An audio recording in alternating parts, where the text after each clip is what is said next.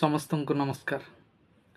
ସାମାଜିକ ଗଣମାଧ୍ୟମରେ ଥିବା ମୋର ସମସ୍ତ ଶୁଭେଚ୍ଛୁ, ପ୍ରଶଂସକ ଏବଂ ସହଯୋଗୀ ସମସ୍ତଙ୍କୁ ଆଜିର ଏ ଭିଡ଼ିଓକୁ ମୁଁ ସ୍ୱାଗତ କରୁଛି। ଶ୍ରୁତିବୃନ୍ଦ, ଆସନ୍ତା କାଲି ଏପ୍ରିଲ 6 ତାରିଖ ଦିନ ଭାରତୀୟ ଜନତା ପାର୍ଟି ତାର 45 ବର୍ଷ ପୂର୍ତ୍ତି ଏବଂ 46ତମ ପ୍ରତିଷ୍ଠା ଦିବସ ପାଳନ କରୁଛି। ଶ୍ରୁତିବୃନ୍ଦ, ଗୋଟେ ରାଜନୈତିକ ଦଳ କାହିଁକି ସୃଷ୍ଟି ହୋଇଥାଏ? ଗୋଟେ ରାଜନୈତିକ ଦଳର କାମ କ'ଣ? ଗୋଟେ ରାଜନୈତିକ ଦଳ ଏଇଥିପାଇଁ ସୃଷ୍ଟି ହୋଇଥାଏ ଯେ ସେ ନିର୍ବାଚନ ଲଢ଼ିବ, ନିର୍ବାଚନ ଜିତିବ ଏବଂ ନିଜର ଆଦର୍ଶ ମୁତାବକ ଇଏ ରାଜ୍ୟକୁ ଏବଂ ରାଷ୍ଟ୍ରକୁ ଗଢ଼ି ତୋଳିବ। ଗୋଟେ ସମୟ ଥିଲା ଭାରତୀୟ ଜନତା ପାର୍ଟିକୁ ଗୋଟେ ସାଇନ୍ ବୋର୍ଡ଼ ପାର୍ଟି ବୋଲି କୁହାଯାଉଥିଲା।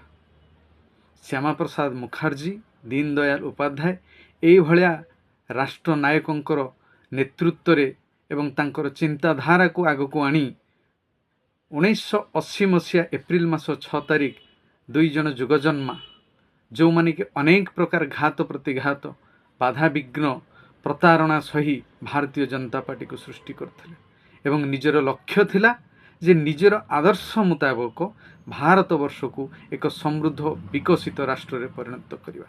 କିନ୍ତୁ ସେମାନେ ମଧ୍ୟ ଦିନେ ଭାବିନଥିଲେ ଯେ ଭାରତୀୟ ଜନତା ପାର୍ଟି ଧୀରେ ଧୀରେ ଧୀରେ ଧୀରେ ଧୀରେ ଧୀରେ ବଢ଼ି ଆଜି ସାରା ଭାରତବର୍ଷରେ ଶାସନ କରୁଥିବ ଏବଂ ଭାରତର ବିକାଶରେ ମୁଖ୍ୟ ରାଜନୈତିକ ଦଳ ଭାବେ ସୃଷ୍ଟି ହୋଇଥିବ। ଖାଲି ସେତିକି ନୁହେଁ, ଆଜି ବିଶ୍ୱରେ ସବୁଠୁ ବଡ଼ ରାଜନୈତିକ ଦଳ ହିସାବରେ ମଧ୍ୟ ଭାରତୀୟ ଜନତା ପାର୍ଟି ଉଭା ହୋଇଛି।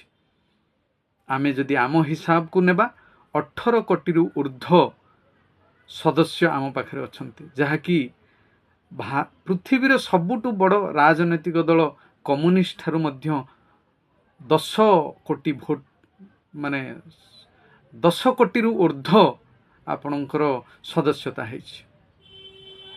ଯେଉଁ ଦଳରେ ଆଜି 240, 250, 270, 300 ପର୍ଯ୍ୟନ୍ତ ସାଂସଦ ରହିଛନ୍ତି ଏବଂ ସାରା ଭାରତବର୍ଷରେ 1656 ଜଣ ବିଧାୟକ ମଧ୍ୟ ରହିଛନ୍ତି।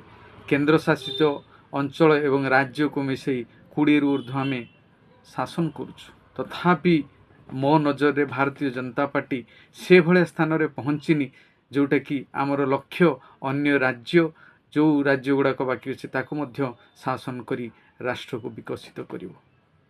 ତେଣୁ ଏସବୁ କେବଳ ସମ୍ଭବ ହେଇଛି ଆପଣମାନଙ୍କ ଭଳିଆ, ଆମମାନଙ୍କ ଭଳିଆ ସାଧାରଣ କାର୍ଯ୍ୟକର୍ତ୍ତାଙ୍କୁ।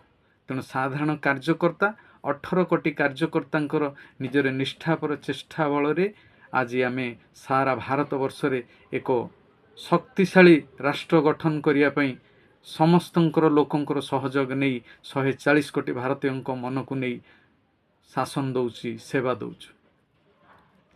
ଭାରତୀୟ ଜନତା ପାର୍ଟି ଯେତେବେଳେ ସୃଷ୍ଟି ହେଇଥିଲା, ତାର ଯେଉଁ କୋର୍ ଇସ୍ୟୁ, ମୁଖ୍ୟ ମୁଦ୍ଦା, ତାକୁ ନେଇ ଆମେ କିଭଳି ଭାବରେ ପରିବର୍ତ୍ତନ କରିବୁ, ତାକୁ ନେଇ କିଭଳି ଭାବରେ ଲୋକାଭିମୁଖୀ କରିପାରିବୁ, ସେ ବିଷୟରେ ଯେଉଁ ଚେଷ୍ଟା ଅହରହ ଚାଲିଥିଲା, ଆଜି ଆମେ ତାକୁ ସଫଳତାର ସହ ସେ ଦିଗରେ ରୂପାୟନ କରିବା ପାଇଁ ଚେଷ୍ଟା କରୁଛୁ। ତେଣୁ ସମସ୍ତ 18 କୋଟି କାର୍ଯ୍ୟକର୍ତ୍ତାଙ୍କୁ ମୋର ହାତ ଯୋଡ଼ି ବିନମ୍ର ଅନୁରୋଧ, ସମସ୍ତେ ଏଇଭଳିଆ କାର୍ଯ୍ୟ କରିଚାଲନ୍ତୁ, ଆଗକୁ ବଢ଼ି ଚାଲନ୍ତୁ ଏବଂ ଦେଖିବେ ସାରା ବିଶ୍ୱରେ ଭାରତ ଏକ ସମୃଦ୍ଧ ରାଷ୍ଟ୍ର ଗଢ଼ି ତୋଳିବାରେ ଆପଣମାନଙ୍କର ଭୂମିକା ନିଶ୍ଚୟ ଭାବରେ ରହିବ। ନମସ୍କାର।